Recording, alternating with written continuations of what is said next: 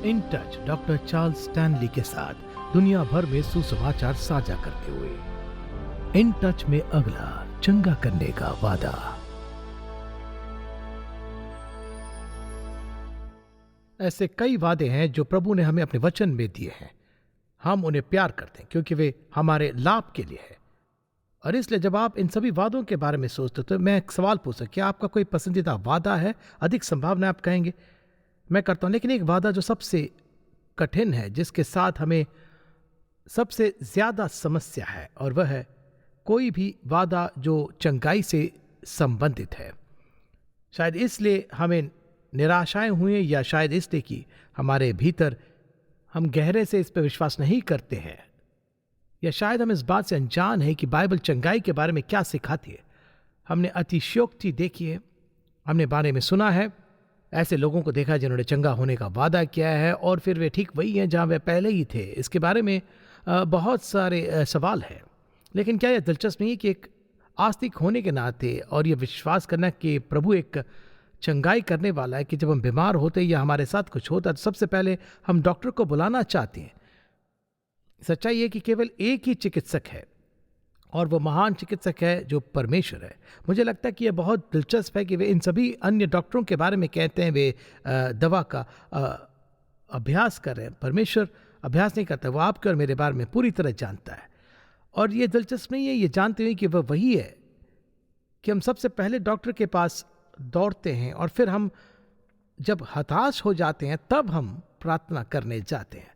क्या आपको नहीं लगता कि उल्टा होना चाहिए, कि हम पहले उसके पास जाएं और फिर यदि नहीं तो देखिए, ये यदि हम इसे ठीक नहीं कर सकते, लेकिन यदि ये किसी कारण से देरी करते हैं या आपको डॉक्टर के पास भेजता है, फिर वह एक पूरी कहानी है। डॉक्टरों के विरोध में नहीं, हमें उनकी ज़रूरत है, परमेश्वर ने बुलाते हैं।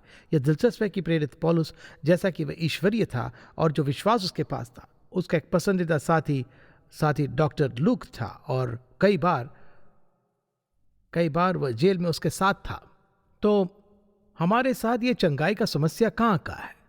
यही है, अगर हम वास्तव में विश्वास करते हैं कि यीशु मसीह वही है जो कहता कि वह है, कि प्रभु महान चंगा करता है, हम पहले उसके पास क्यों नहीं जाते?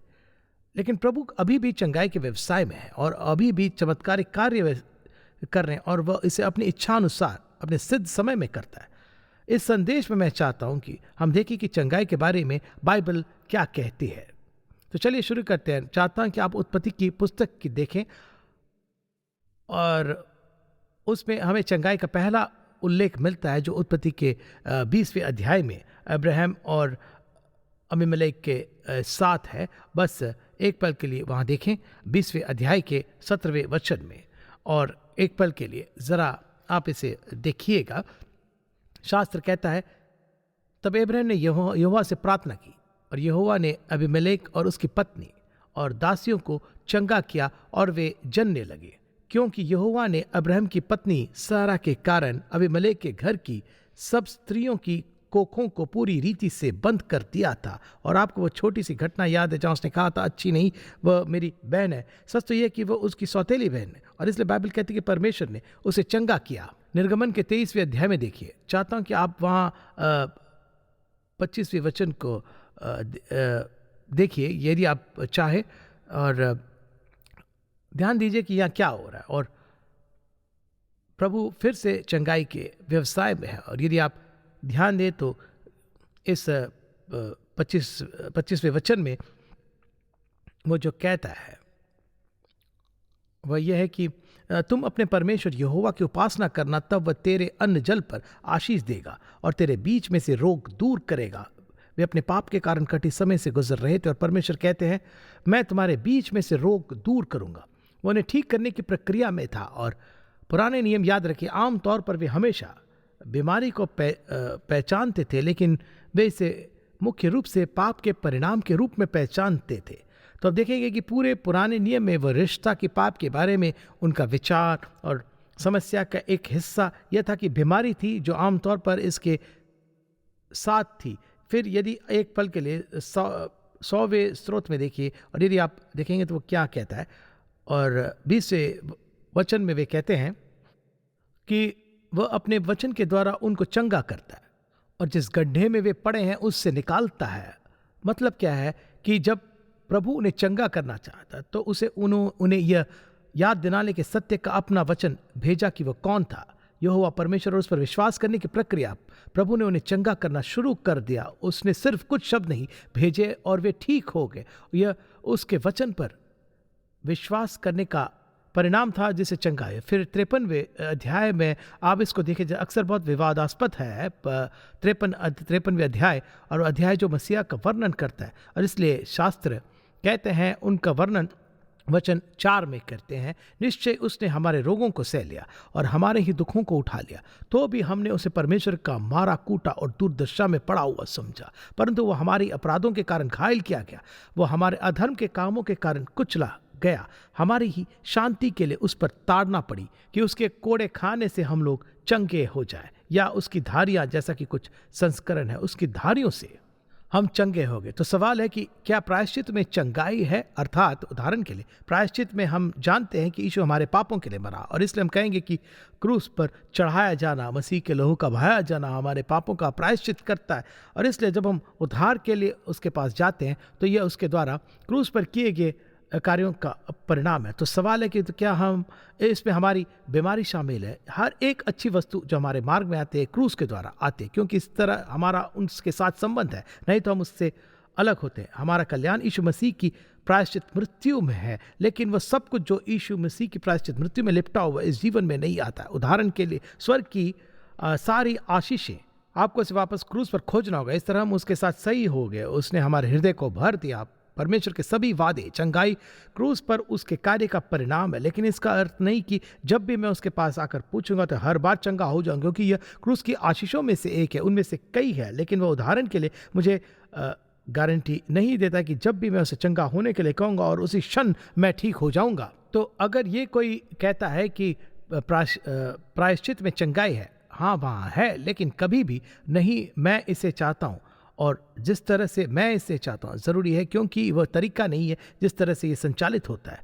और इसलिए जब आप उन धर्म ग्रंथों के पढ़ते हैं तो आपको पता चलता है कि प्रभु को इजराइल राष्ट्र में चंगाई की प्रक्रिया में बहुत दिलचस्पी, वह आज भी रुचि रखता है। आइए एक पल के लिए यीशु के जीवन को देखते हैं कि उसने क्या कहा, क्योंकि यह बहुत ही महत्वपूर्ण है। यदि पूछूं कि यीशु की सेवकाई का मुख्य भाग क्या था, क्या वह पहाड़ी उपदेश पर उपदेश था या यात्रा? नहीं, यह चंगाई कर रहा था। अब इसका मतलब यह नहीं कि यह सबसे महत्वपूर्ण काम है जो उसने किया। सबसे महत्वपूर्ण कार्य जो उसने किया वह क्रूस पर जाना, यही वह सबसे महत्वपूर्ण कार्य जो उसने किया। दूसरा कार्य जो उसने किया वह लोगों को यह सिखाना था कि वह कौन था और कैसे जीना है और कैसे बचाया जाना इत्यादि। इसलिए मैं चाहता हूं कि आप ध्यान दें कि उससे कैसे निपटना था। इसलिए यदि आप शुरू करते हैं एक पल के लिए मत्ती अध्याय 8 की ओर मुड़ते हैं और वचन में शुरुआत को देखते हैं, तो यहाँ वचन 14 अध्याय 8 वचन 14 यहाँ कहा गया है, और यीशु ने पतरस के घर में आकर उसकी सास को तेज बुखार में पड़ा देखा। उसने उसका हाथ छुआ और उसका ज्वर उतर गया और वह उठकर उसकी सेवा करने लगी। देखिए, शास्त्र ने कहा कि उसने अभी उसे छुआ और बुखार चला गया। और आपको याद होगा वो महिला जो उसकी अंधी तरफ फिसल गई थी, हर कोई उसके चारों ओर था, उसे धक्का दे रहा था और छू रहा था, और यीशु ने महसूस किया कि कुछ उसे छोड़ रहा है। उसकी दिव्य ऊर्जा जब उसने केवल उससे उसके वस्त्र के ऊपरी हिस्से को छुआ, छूने जैसे होगा हिम या बल्कि एक आदमी की पतलून या कफ या महिला की पोशाक पर है, उसने उसे महसूस किया। तो वो व्यक्तियों को ठीक करने के व्यवसाय में था, लेकिन वह केवल व्यक्तियों को नहीं बल्कि लोगों की भीड़ को चंगा करने में व्यवसाय में था। और यदि आप इस 14वें अध्याय में यहाँ 34 वचन को देखेंगे तो भीड़ के बारे में क्या कहा गया है, तो क्या हो रहा है। और यदि आप देखेंगे कि शास्त्र ये कहता है कि वे पार उतरकर गन्नेसरत प्रदेश में पहुंचे और वहां के लोगों ने उसे पहचान कर आसपास के सारे क्षेत्र में कहला भेजा और सब बीमारियों को उसके पास लाए और उससे विनती करने लगे कि वह उन्हें अपने वस्त्र के कोने ही को छूने दे, और जितनों ने उसे छुआ वे चंगे हो गए। आप बार बार देखेंगे कि यीशु वही काम कर रहे हैं, यानी वह जहां भी जा रहा है उसके पास भीड़ है। अब इसका कारण बहुत महत्वपूर्ण है। एकल या बहुसंख्यक लोगों द्वारा लोगों को चंगा करने का कारण यह है कि यह प्रमाणित करने का परमेश्वर का तरीका था कि वह वास्तव में कौन था, कि वह शहर से होकर गुजरने वाला सिर्फ एक और प्रचारक नहीं था, वह परमेश्वर का पुत्र था। और इसे उनके दिमाग में डालने के लिए, ताकि यह स्पष्ट रूप से स्पष्ट हो जाए कि यीशु मसीह वो मसीह था जिसकी वे इन सैकड़ों वर्षों से तलाश कर रहे थे। और इसलिए वह था, वो सभी प्रकार की स्थितियों और परिस्थितियों में बार बार चंगा कर रहा था। जैसा कि हमने कहा, उसका प्राथमिक उद्देश्य चंगाई नहीं करना था, वह इसका एक हिस्सा था, लेकिन उसकी चंगाई का प्राथमिक उद्देश्य यह प्रमाणित करना था कि वह मसीहा परमेश्वर का पुत्र उनका उद्धार करता था। तो जब इसके बारे में सोचते हैं तो अच्छा, ये हमारे जीवन पर कैसे लागू होता है? वो अभी भी उपचार व्यवसाय में, क्योंकि सच्चाई यह है कि आज बहुत से लोग ठीक हो गए हैं, डॉक्टरों के पास इनका कोई जवाब नहीं है। और इसलिए हमें चाहिए, हमें प्रभु से असामान्य करने की अपेक्षा करनी चाहिए, हमें अनुमान लगाना चाहिए। उदाहरण के लिए, आप अपने बच्चों को क्या सिखाते हैं? क्या आप अपने बच्चों को पढ़ाते हैं, अच्छा जीसस ये रहा, वो क्या करते थे, क्या तुम यही रुकते हो? यदि आप उन्हें यीशु के बारे में सिखा रहे तो क्या आप उन्हें केवल कहानियां सुनाते हैं और कहते हैं कि ये वही था जो वह था, ये वही वह करता था? तो अब क्या? शायद इसलिए कि हम उसे अपने जीवन में काम नहीं करने दे रहे हैं, इसलिए हम अपने बच्चों को जीवन में बहुत जल्दी विश्वास करने के लिए प्रोत्साहित नहीं करें कि यीशु मसीह वही है जो वह कहता वो है, वह वही है जो हमेशा से रहा है, वह हमेशा रहेगा, क्योंकि वह नहीं बदलता, क्योंकि उसकी एक विशेषता है कि वह परिवर्तनीय है, वह ईश्वर है और उसे बदलने की जरूरत नहीं। क्योंकि जब आपके पास पूर्णता है और सारी शक्ति है तो बदलने की आवश्यकता क्या है? सारा ज्ञान, सारी शक्ति, सारी पूर्णता, लोगों को चंगा करने के व्यवसाय में यीशु अभी भी है। सबसे पहले उनकी आत्मा और फिर उनका मानव शरीर। तो एक पल के लिए देखिए प्रेरितों को, और आपको याद है कि पतरस और यूहन्ना मंदिर में प्रार्थना करने के लिए जल्दी जा रहे और वे वहाँ मंदिर के प्रवेश द्वार पर लेटे हुए इस व्यक्ति से मिलते। और इसलिए शास्त्र 3 अध्याय में ये कहता है, और लोग एक जन के लंगड़े को ला रहे थे, जिसको वे प्रतिदिन मंदिर के उस द्वार पर जो सुंदर कहलाता है बैठा देते थे कि वो मंदिर में जाने वालों से भीख मांगे। और इसलिए जब उसने उन्हें देखा तो सोचा, अच्छा ये मेरे लिए कुछ और पाने का अवसर है। उन्होंने पतरस की ओर देखा और उसने कहा कि कुछ चाहता है। और पतरस ने उससे कहा, प्रेरितों के काम, देखिए चांदी और सोना तो मेरे पास है नहीं, परंतु जो मेरे पास है वह तुझे देता हूँ। यीशु मसीह नासरी के नाम से चल, मैं चलने की आज्ञा देता हूँ। तब मुझे यह पसंद है। स्वाभाविक रूप से वह आदमी चौंक गया था। मतलब क्या है आपका चलना? मैं खड़ा भी नहीं हो सकता, चलने की बात तो छोड़ो, बाइबल कहती है। और पतरस ने जब्त कर लिया और उसने उसका दाहिना हाथ पकड़ के उसे उठाया और तुरंत उसके पांव और टखनों को में बल आ गया और वो उछला और नाचने लगा और मंदिर में नाचता हुआ चला गया। तो पतरस उस समय को महसूस हुआ कि उसने कहा, उठो, खड़े हो जाओ। वह जानता था कि वह क्या महसूस कर रहा है, उसे बस थोड़ा सा प्रोत्साहन, थोड़ी मदद की जरूरत है। और मुझे लगता है कि कभी कभी जब मैं उस अंश को पढ़ता हूं तो सोचता हूं कि कितने लोगों को बस थोड़ी सी मदद की जरूरत है। परमेश्वर पर भरोसा रखें, उसका हौसला बढ़ाए, उन्हें वह करने के लिए प्रोत्साहित करें जो वह करना चाहता है, जैसा परमेश्वर चाहता है वैसा होना, और यही हो रहा है। और इसलिए जब मैं इस तथ्य के बारे में सोचता हूँ कि पतरस की प्रतिष्ठा ऐसी थी, तो उन्होंने कहा वह आ रहा है और आपको उसे छूना भी नहीं है, आपको बस इतना करना है कि उसकी छाया आप पर पड़े और आप बिल्कुल ठीक हो जाएंगे। और इसलिए चंगाई उन दिनों में एक बहुत ही प्रमुख मुद्दा था। उदाहरण के लिए फिलिप, जब उसे प्रभु के लिए बुलाया गया तो उसने प्रचार करना और सिखाना शुरू किया और लोग चंगे होने लगे, प्रभु काम करने लगे। और इसलिए चंगाई उस दिन की दुनिया का ध्यान आकर्षित करने और उसे यीशु और प्रारंभिक चर्च पर केंद्रित करने का परमेश्वर का तरीका था, क्योंकि वे चीजें होती रहती थी। अब दिलचस्प बात है कि प्रेरित पौलुस, आप सोचेंगे कि प्रेरित पौलुस सभी चंगा करने वालों का चंगा करने वाला होगा। प्रेरित नाम की पुस्तक में केवल एक ही घटना है जिसमें प्रेरित पौलुस किसी को भी चंगा करता है। और आपको प्रेरितों के काम की पुस्तक के अंतिम अध्याय की ओर मुड़ना होगा, 28वां अध्याय। और अब तक पौलुस ने किसी को चंगा नहीं किया है, तो इसका कोई प्रमाण नहीं है। और यदि आप इस अध्याय के 28वें अध्याय और 7वें के 9वें वचन पर अगर आप ध्यान देंगे, उस जगह के आसपास पुबलियुस नामक उस टापू के प्रधान की भूमि थी। उसने हमें अपने घर ले जाकर 3 दिन मित्रभाव से पहुनाई की। पुबलियुस के पिता तेज बुखार और पेचिश से रोगी पड़ा था, अतः पौलुस ने उसके पास घर में जाकर प्रार्थना की और उस पर हाथ रखकर उसे चंगा किया। इसे ध्यान से आप सुनिएगा, केवल उदाहरण। अब 1 मिनट रुकिए। यदि वह यीशु का अनुसरण कर रहा था तो क्यों नहीं, निश्चित रूप से यदि उसने इस व्यक्ति को चंगा किया तो क्यों वह अन्य लोगों को चंगा कर रहा।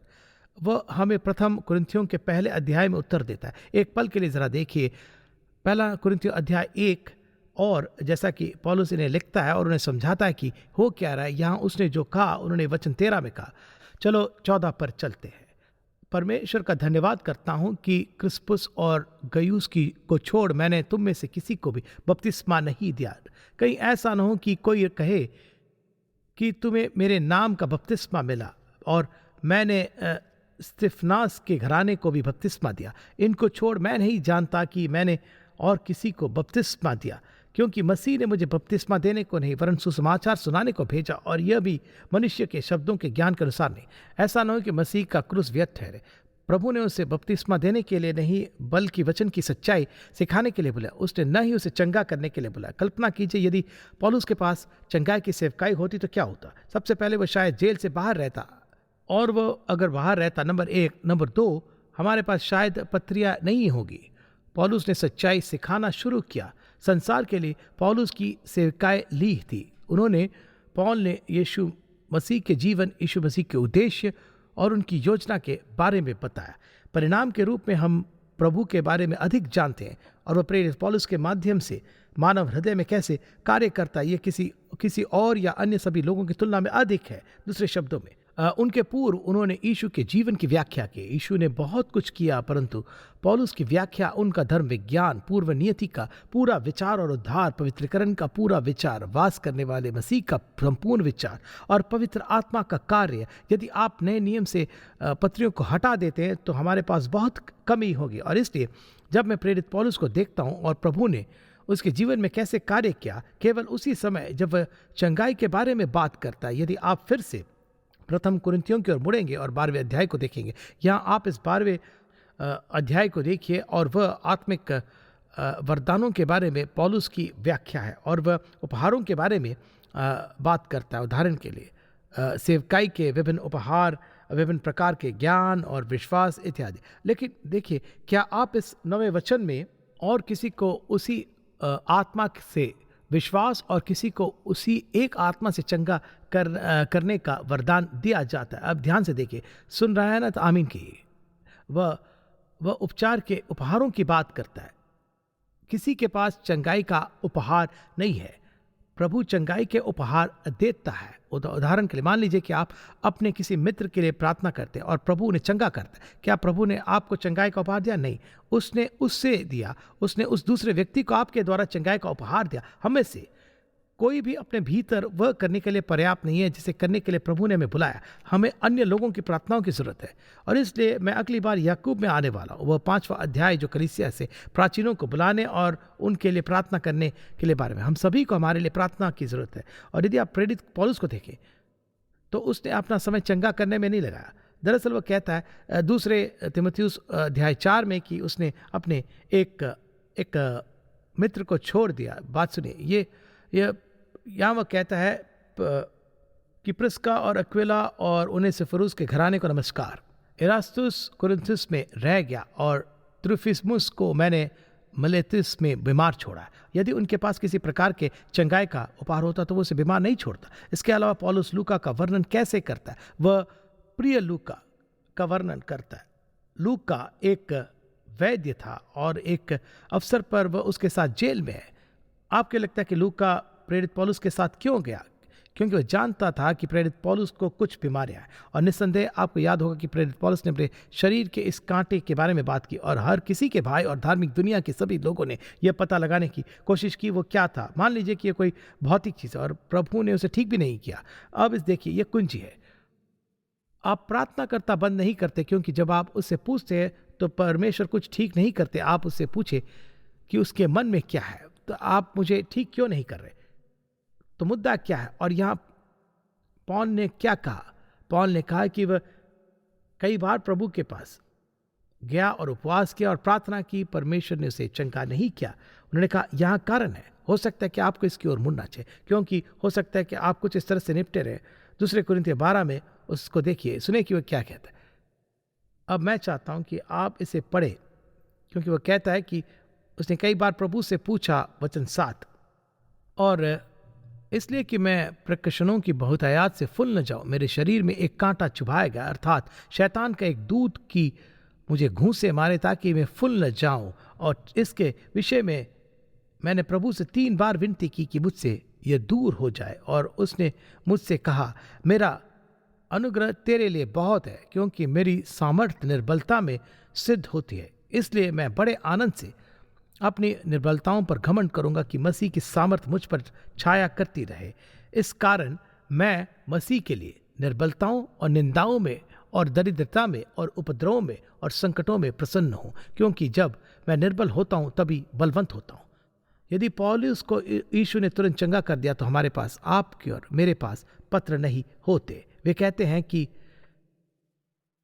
मैं जिस भी स्थिति में हूं उसमें संतुष्ट रहना सीख लिया है, चाहे वो बुरी स्थिति, परिस्थितियों, भौतिक शरीर, कई अलग अलग तरीकों से था। तो जब बीमारी आती है और कोई उपचार नहीं होता है, तो हमें जो पूछना है वह, प्रभु आप क्या कर रहे हैं। इसका मतलब ये नहीं कि प्रभु हमसे प्यार नहीं करते, नहीं। क्या इसका मतलब है कि आपके जीवन में पाप है? जरूरी नहीं। इसका अर्थ है कि प्रभु के पास कुछ ऐसा है जो वो करना चाहता है, ऐसा जो कुछ कहना चाहता है, को जो हमारे जीवन में बदलना चाहता है, जो कुछ भी हो सकता है, हमें इसके लिए खुला रहना होगा।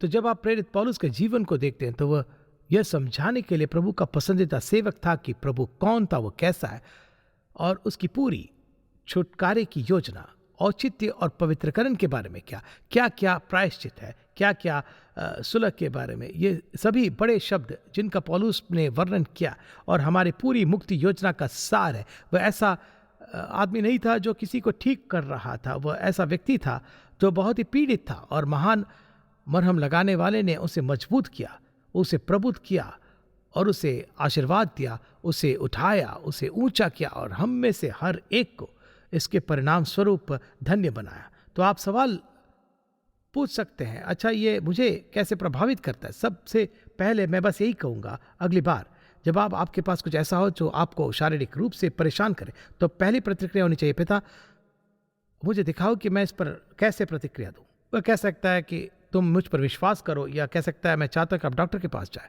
मैं कभी किसी को नहीं बताता कि डॉक्टर के पास जाने के बारे में क्या करना चाहिए। डॉक्टरों का विरोध नहीं, वह गाह है, परमेश्वर ने बुलाया और उनमें से कई मुझे यकीन है। इसलिए मुद्दा है कि मैं ईश्वर के प्रति जागरूक होना, सचेत रहना चाहता हूँ कि मसीह जिसने मुझे बचाया वो अभी भी पवित्र आत्मा की उपस्थिति और शक्ति में इस जीवन में चलने में मेरी मदद करने के व्यवसाय में है। मैं चाहता हूँ कि मेरा मन उसकी ओर उन्मुख हो। वह जो कुछ भी करता है वह ठीक है, लेकिन हमें अपने मन को इस सांसारिक वृत्ति से बाहर निकालने की ज़रूरत है। हम जल्दी से डॉक्टर के पास दौड़ते हैं और हम बस मेरी मदद करते हैं। हम असहाय नहीं, हम करते हैं, हम परमेश्वर पर निर्भर है। यीशु मेरा उद्धार करता है, मेरा प्रभु, मेरा स्वामी और मेरा चंगा करने वाला है। वह नहीं बदला है, यह उनके प्रेम की अभिव्यक्ति है। तो सवाल पूछता हूं, क्या आप उस पर भरोसा करते हैं? आप शायद किसी भौतिक चीज के लिए उस पर भरोसा करने के लिए तैयार है। इससे अधिक सामग्री मुझे और कुछ नहीं पता। मुझे पता है कि वह सामग्री है, क्या मैं उसके लिए उस पर भरोसा कर सकता हूं? हाँ, क्योंकि वह प्रभु है, वह तुम्हारा स्वर्गीय पिता है।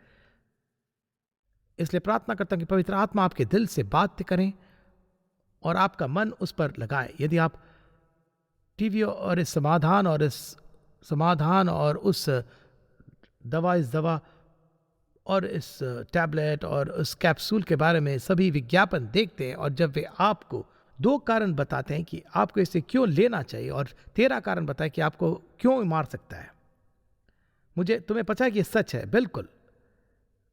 क्या आपको नहीं लगता कि पहले परमेश्वर के पास जाना ही बुद्धिमानी है? देखिए, हम अन्य जाति बनते जा रहे हैं और जो हमें सिखाया जा रहा, और इसका हमें एहसास भी नहीं है। हमारे स्वर्गीय पिता नहीं बदले हैं, वह अभी भी चंगाई व्यवसाय में है। अब यदि आप उन लोगों में से हैं जिन्होंने कभी भी अपने उद्धारकर्ता के रूप में यीशु पर भरोसा नहीं किया, तो आप कहते हैं, अच्छा मैं इन सब से कैसे फिट हो सकता? आप नहीं सकते। आपको सर्वशक्तिमान प्रभु से कुछ भी दावा करने का कोई अधिकार नहीं है। वो एक पवित्र परमेश्वर है। आपको से कुछ दावा करने का अधिकार केवल तभी है जब आप सबसे पहले यीशु मसीह को, उसके इकलौते पुत्र को अपने उद्धारक के रूप में स्वीकार करते हैं। क्रूस पर उनकी मृत्यु आपके पापों का पूरा कर चुका है। एक बार जब आप उससे अपने पापों को क्षमा करने के लिए कहने के लिए तैयार हो जाते, अपना जीवन उसे समर्पित करते, अपना जीवन उसे सौंप देते, तो आपके पास विशेषाधिकार, अधिकार होता है। आप उसे चंगा करने के लिए कहें या जो कुछ भी कह रहे, देखिए वो आपकी प्रार्थना के उत्तर में वही करेगा जो वो जानता है आपके लिए और आपके जीवन में उसकी इच्छा के लिए सबसे अच्छा है। यह आपके जीवन में अब तक का सबसे बुद्धिमान निर्णय है। मैं प्रार्थना करते हैं कि आप इसे करेंगे। पिता, हम कितने आभारी हैं कि आप वास्तव में चीज़ों को सरल बनाते हैं, हम उन्हें जटिल बनाते हैं। हम कहते हैं कि आपसे प्यार करते हैं, हम कभी कभी ऐसा नहीं करते। हम दूसरों से कहते हैं कि हमें आप पर भरोसा, लेकिन फिर भी हमारा विश्वास अक्सर डगमगाता है। और इसलिए मैं प्रार्थना करता कि पवित्र आत्मा हमारे दिमाग और दिलों को यह पहचानने के लिए खोलना शुरू कर दें कि हमारे पहले विचार हमेशा आपके प्रति होनी चाहिए। वो जो कुछ भी हो सकता है, और हम यह यीशु के नाम में प्रार्थना करते हैं, आमीन। यदि आज के प्रोग्राम के द्वारा आपने आशीष पाई है तो कृपया लॉग कीजिए intouch.org पर। इन टच पूरे संसार में लोगों को परमेश्वर के साथ में बढ़ने वाले संबंध में बनाता है और लोकल चर्च को बल देता है। ये प्रोग्राम इन टच सेवकाई के द्वारा प्रस्तुत किया गया है। ये परमेश्वर के अनुग्रह से और आपकी प्रार्थना और भेंटों के द्वारा ही संभव हो सका है।